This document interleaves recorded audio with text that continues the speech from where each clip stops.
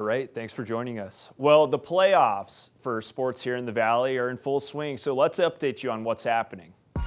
Number 3 in Class 4A, Battle Mountain Boys Soccer has been on a roll lately. They've yet to be scored on this postseason after beating Mullen 6-0 and Golden 3-0. They've got another matchup Saturday against 11th-seeded Niwot in the quarterfinals, and if they win this game, they'll head to the semis where they'll just be one win away from a state championship appearance. Moving over to volleyball, 6th-seeded Eagle Valley takes on 30th-seeded Severance High Saturday morning and will match up with 18th-seeded Meade later in the day. 2 wins will have the Devils advancing to states. Battle Mountain, on the other hand, the Cross Valley rival, enters as the 25th seed in a different bracket group and squares off against the 12th-seeded Classical Academy, who is hosting that bracket group. Then they'll try their luck against 13th-seeded Mullen after, and if Battle Mountain can win both of those games, they'll move on to states as well. So Wednesday was opening day at Keystone Resort. Ben Roof and I were there, and we'll take you through some of the sights and sounds. Well, it's opening day at Keystone, and I would say the vibe's starting to pick up a little bit here, wouldn't you, Ben? Definitely. The Stoke is alive. People are real excited, getting on the lift. The music's bumping. I am excited for ski season. Well, I'm glad we made it down to opening day. Robbie Whittle joined alongside Ben Roof. Ben, what are you looking forward to most about opening day here at Keystone? I'm just excited about getting the skis on the feet and getting out there and just starting to make some turns. I mean, that's really all I'm excited about right now. We've got some good snow for this early in the season, but there's only a couple of runs open, so there's not necessarily going to be a whole bunch of room. I'm just kind of thinking about getting warmed up, getting ready to go. Yeah, I would say I am too. Let's get after it. Sights and sounds coming at you right now. Opening day, how we feeling? Feeling great, happy to start the season. Opening day, how stoked are we? We're feeling so stoked out here.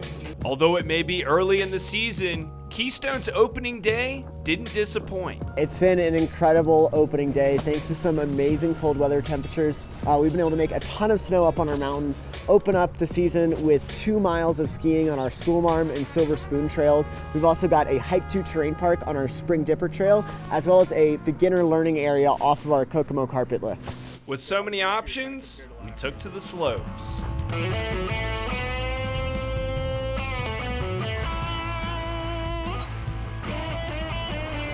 Overall conditions were fair, and we got a lot of good early season laps and to shake off that rust. By mid-December, we should be seeing much more of the resort accessible, but there's one thing to note. Keystone is changing. The resort is opening the Bergman Lift. For the first time ever, guests will have access to 550 acres of lift service terrain in our Bergman Bowl and Erickson Bowl, which is really exciting. Normally when we think of high alpine terrain, we're thinking of strictly double black diamonds, advanced trails. This is actually going to be really approachable terrain for a variety of skill levels, so everybody's going to be able to get that experience of getting to the very top of the mountain, looking out across beautiful Summit County, and getting to experience some amazing high alpine skiing. Normally when the words high alpine terrain are brought up, this excludes certain skill levels. However, at Keystone, that's not the case. All skill levels are more than welcome to hit the Bergman Lift, and expect this part of the resort to be open mid-December to early January. With Keystone opening on the 1st and A-Basin opening on the 29th, we're just waiting on a few more resorts to open up in our area. Vail Resort is projected to be ready to go November 10th, and Beaver Creek should be operational by November 22nd, just before Thanksgiving. I checked with Copper the other day, and they look to be up and running by November 13, and Breckenridge will be good to go by November 10th, so it'll be feeling like winter pretty soon here in the Centennial State. Over in Pasadena, California this past weekend, CU football was on the hunt for a win after falling to Stanford at home in an embarrassing fashion. They took on number 23 UCLA. After jumping out to a 3-0 lead, Travis Hunter comes up big for the Buffs as he picks off Bruins quarterback Ethan Garbers to give the Buffs the ball back on offense. The Buffs will settle for another field goal, and this will ultimately come back to bite them. UCLA working deep in CU territory. Garbers finds the open man Carson Steele in the end zone for 6, and a chance to take the lead with the PAT, which they make to go up 7-6 on Colorado. Back with the ball in the second quarter, it's Garbers again. He'll hand it off to Steele, who makes his way down the field, sifting through the CU defense, but he'll get stopped. Ball comes out, and CU recovers. Another costly turnover for the Bruins, but the Buffs won't capitalize on the fumble recovery, so they'll give it straight back to UCLA again.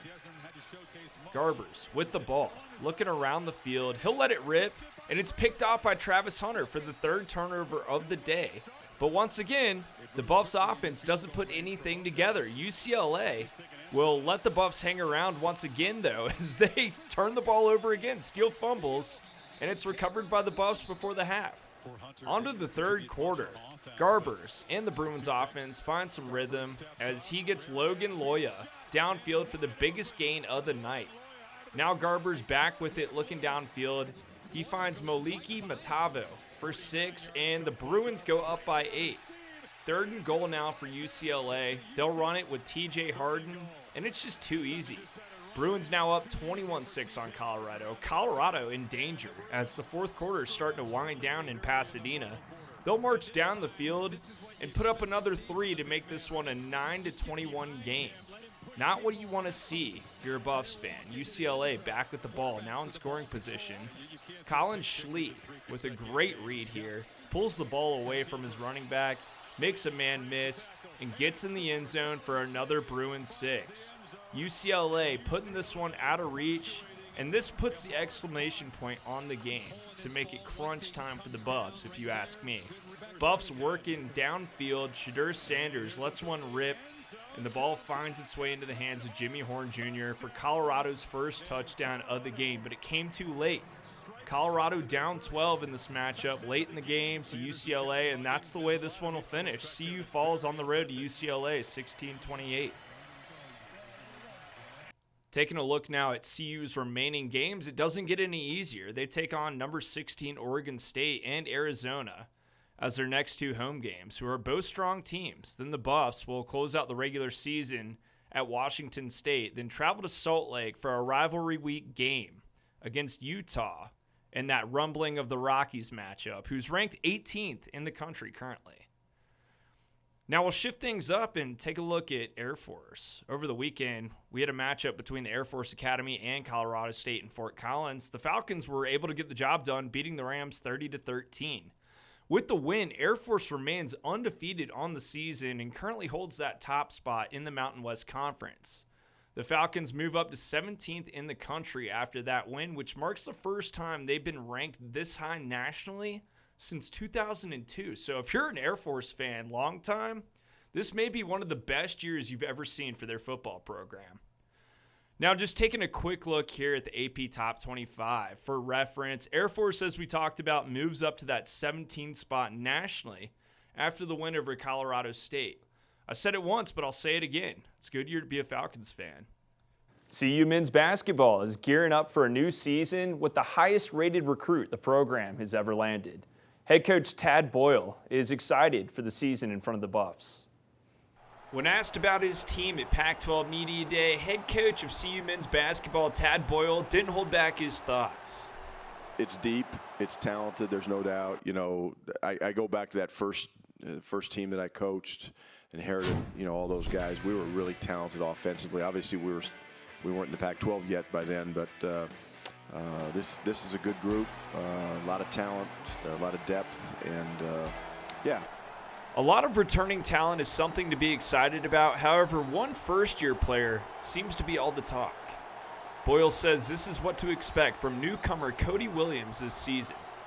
Every day he gets better and better, and that's what we've talked about with Cody. Is let's just take each day as it comes. Let's eliminate as much as we can the outside noise. I want our fans to understand that there will be a learning curve. And I had a chance to coach Cody this summer with USA Basketball, and there was an adjustment there.